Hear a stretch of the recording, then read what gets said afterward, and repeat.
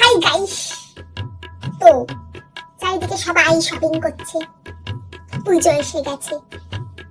আমিও মাকে বললাম, মা চলো না গো শপিং করে আসি, সামনে তো পুজো আসছে। মা এমন বললো, মানে আমি ভাবছি আমি কেন বলতে গেলাম।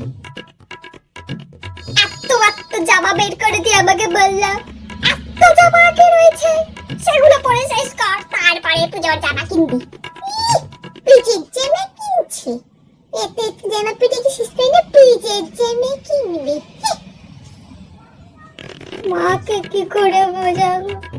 আমার ভেতরে ইনফিরিয়রিটি কমপ্লেক্স আমাকে দিয়ে কেটাতে বাধ্য করে। মায়ের সময় কি ছিল, একটা জামা পরে ষষ্ঠী থেকে দশমী, এক কথা বলে যায় মা, এখনো ষষ্ঠী থেকে দশমী আমরা এক জামা পরে কাটাতাম।